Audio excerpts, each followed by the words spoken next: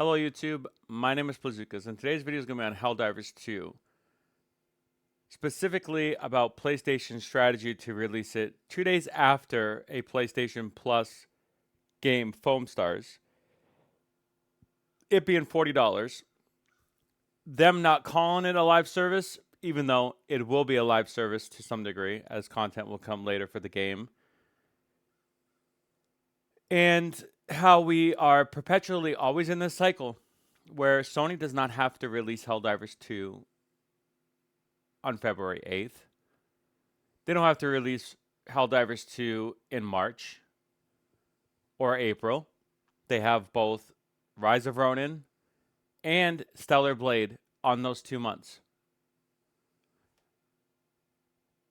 And we have Final Fantasy VII Rebirth at the end of the month, plus Foam Stars as a PlayStation Plus exclusive. That is all they needed. They don't need any more because technically Xbox is not doing anything that extravagant in the first couple months. While we have we have 3 stellar games that are coming out on PlayStation, whether they're going to be exclusive forever or not.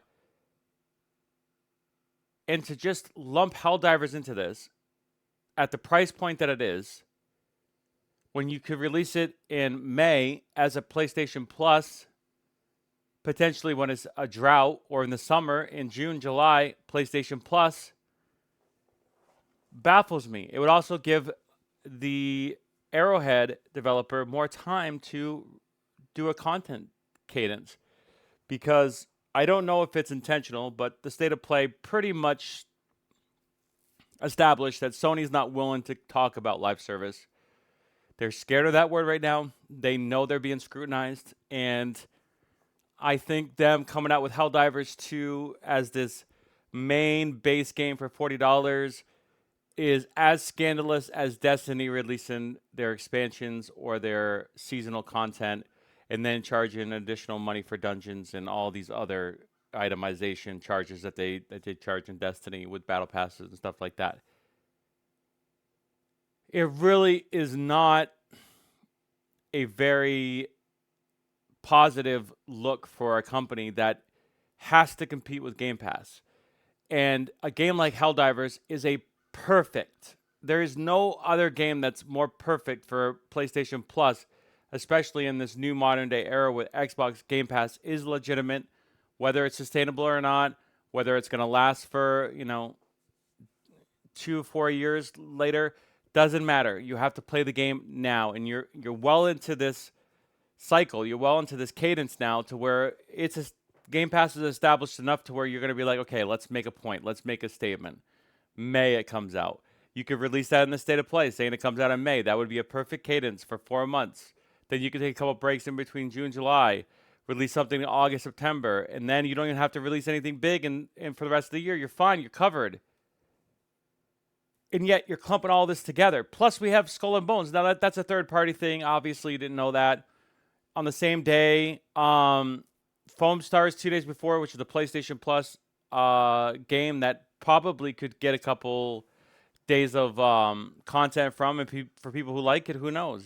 Could be a good month-long game leading up to whatever's next for them. I just think it's a horrible tactic. I think you can give Arrowhead more time, because even though you're not going to say it, even if it isn't technically a traditional live service, is going to be extra content that's going to be released for the game, 100%. Unless they're fully done development, which could be the case, they're just going to slowly release stuff on a cadence, like most of these companies do now that they've developed for 6-7 years to have that steady thing, so they can work on something else.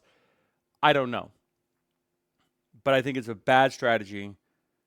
Helldivers 2, I do not think is going to be as successful as it should be, even though it's releasing on PC, and I think that's the gamble they're taking. And you could have PlayStation Plus to incentivize people to come to the PlayStation ecosystem instead of the PC ecosystem. Like, I love Sony. I'm a fanboy, admittedly. I'm biased, but that traditional standpoint, and I understand, like, full price, you don't want to change that philosophy.